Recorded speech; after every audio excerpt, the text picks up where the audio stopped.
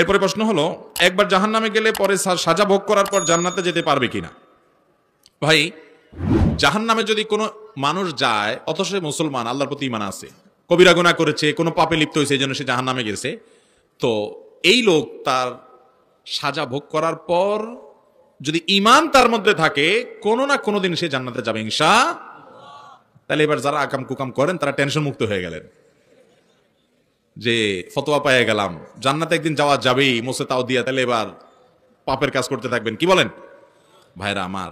জাহান্নামটা কিন্তু আপনার মামুর বাড়ি না, যত খুশি হয়ে যাচ্ছেন, মামুর বাড়ি না। জাহান্নামের বিবরণ হাদিসের আলোকে, কোরআনের আলোকে যদি একটুও জানেন এবং তার প্রতি ঈমান আপনার থাকে, তাহলে জাহান্নামে যাওয়ার কথা তো দূরের কথা, জাহান্নামের ধারে কাছে আঁচ গায়ে লাগানোর দুঃসাহসও কোনোদিন করতে পারবেন। আল্লাহুম্মা আজিরনা মিনান নার। আল্লাহ আমাদেরকে জাহান্নামের আযাব থেকে আপনি পানাহ দান করেন। দুনিয়ার মোহ আমাদেরকে সব ভুলিয়ে রেখেছে ভাইরা, আমাদেরকে ভুলিয়ে রেখেছে। কোরআন এবং সুন্নাহ শীর্ষ বিবরণগুলো আমাদের ইয়াকিন হয় না, আমাদের ঈমানের দুর্বলতার কারণে। ভাইরা আমার, সেজন্য জাহান্নামে যদি এক মুহূর্তের জন্য কেউ যায়, তার অবস্থা ভয়ঙ্কর হবে। একটা হাদিসে আসছে যে এক লোক দুনিয়াতে সারা জীবন সুখ ভোগ করছে, সারা জীবন সুখ ভোগ করছে, জীবনে কখনো দুঃখের দেখা পায় নাই বা উল্লেখযোগ্য কিছু হয় নাই, বেশিরভাগ সুখেই সে ছিল, চিরসুখী আমরা যাদেরকে বলি।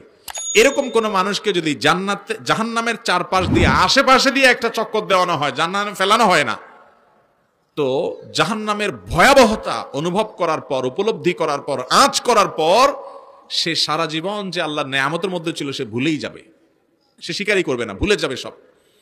অতএব জাহান্নামে একবার যাওয়ার পর পুড়ে শাস্তি ভোগ করে তারপর আপনি জান্নাতে কখনো আসবেন, সেজন্য আরামসে আকাম করবেন, গুনাহ করবেন, এটা বুদ্ধিমান করতে পারে যদি জাহান্নাম সম্পর্কে ন্যূনতম ধারণা থাকে। আল্লাহ তাআলা আমাদেরকে হেফাজত থাকার তৌফিক দান করুন।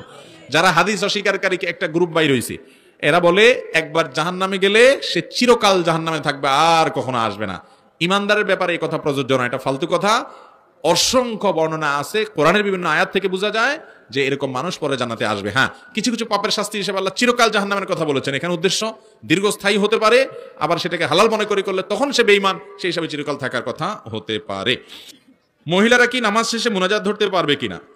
ভাইরা আমার, মহিলা পুরুষ যে কেউ নামাজের পর নবী করিম সাল্লাল্লাহু আলাইহি সাল্লামের শেখানো দোয়া, জিকির এগুলো পাঠ করবে। এর পাশাপাশি আল্লাহর কাছে বিশেষ কিছু চাওয়ার দরকার হলে অবশ্যই তিনি চাইতে পারেন, কারণ নামাজের পরে দোয়া কবুল হয়। অতএব নামাজের পর পুরুষরা যেরকম আল্লাহর কাছে চাইতে পারেন, মহিলাদেরও চাওয়ার অধিকার।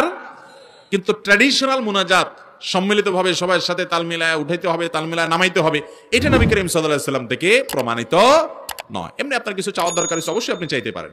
একজন পুরুষ যেরকম চাইতে পারে, একজন মহিলাও চাইতে পারেন।